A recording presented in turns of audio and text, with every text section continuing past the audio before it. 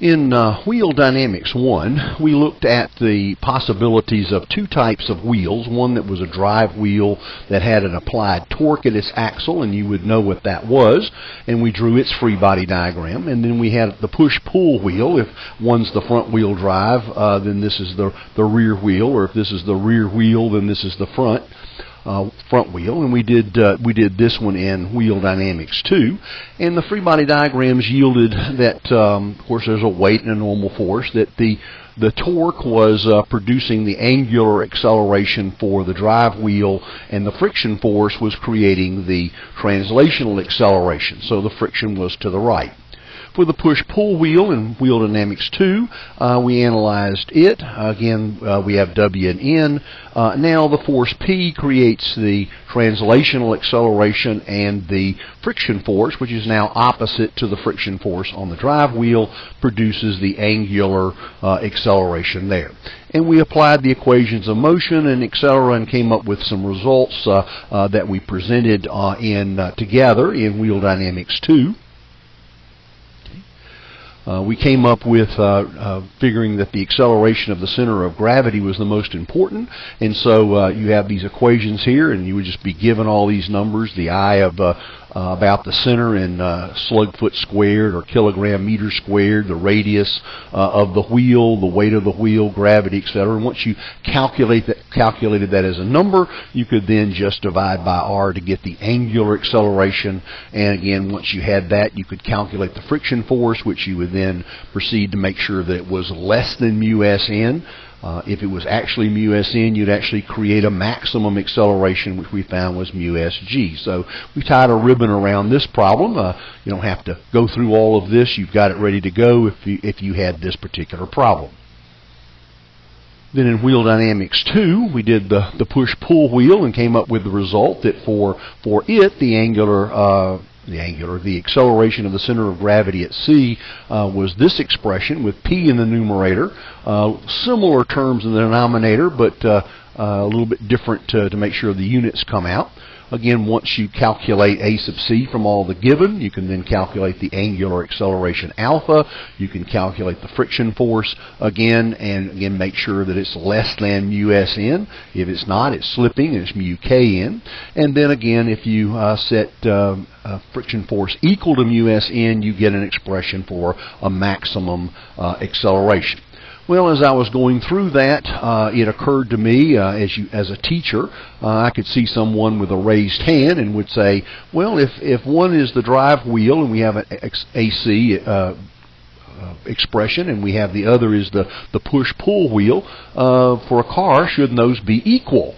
Well, I could hear that question, and so I proceeded to equate those, and we'll do that on the next page. Okay.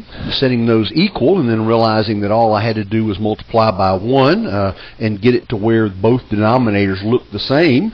And so if they are indeed, then you could come up with the nice simple result that the torque was equal to P times R. Well, that, as it says, that was actually too good to be true.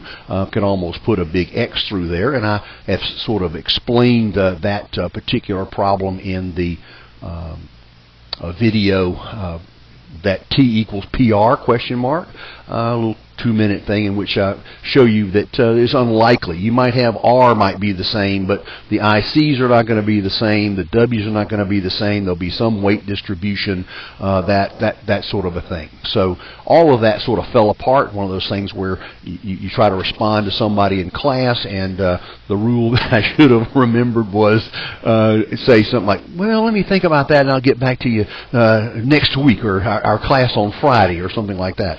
Well, I didn't. I proceeded and did this, and I got myself into a trap. Well, thinking more about it, there's actually a little bit other things that need to be discussed, and sort of final kind of put a ribbon around this thing. So I'm going to show that on the next slide.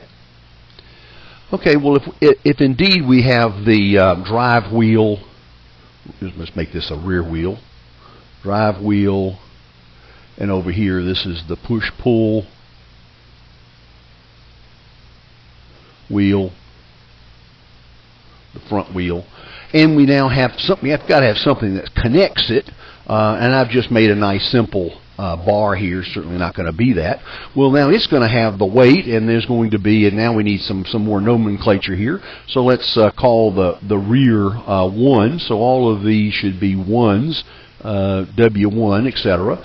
But and this will be, let's make this 2 and this 2. So this is 2, and this will be 2, and that will be 2. Okay, N2. In fact, maybe it shouldn't be here. This is going to be N. Let's say this is the N for the front. Let's just, because these are going to be different. N for the back or rear. But what's going to happen is the opposite of this. N1 is going to be up here, so it's not going to be W1. That's going to be N1, and the opposite of N2 is going to be pushing down up here. And there'll be some distribution because there'll be some difference here between the two. You could call it, we did this in one of the other videos, MERM Instructional Companion. This is L, and this is A, and this is B, one of the ones on vehicle dynamics. And so you could find the distribution there. But notice you've got a P1 and a P2, and those can't be equal. It won't be going, so therefore you're going to have P1 greater than P2 for there to be an acceleration, a positive acceleration. And so what that does is actually change this one. This P2 here is certainly that P2 there, but what happens is we're missing a P1 on this wheel up here.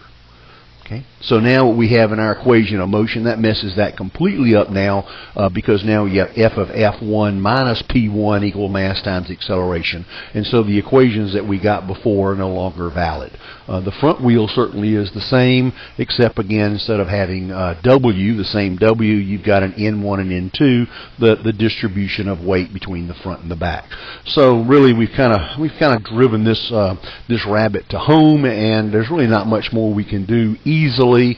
I doubt that you're going to see this kind of thing on the MEPE. So this is kind of a good place to just say, okay, we've done all we need to do. Let's go do something else. So just wanted to kind of clean all this up. The wheel dynamics 1 and 2 are what I really want you to look at. Just ignore the last slide on number 2, where we take this one step too far, as they say. Okay. So as always, I invite you to visit my website as part of your exam preparations.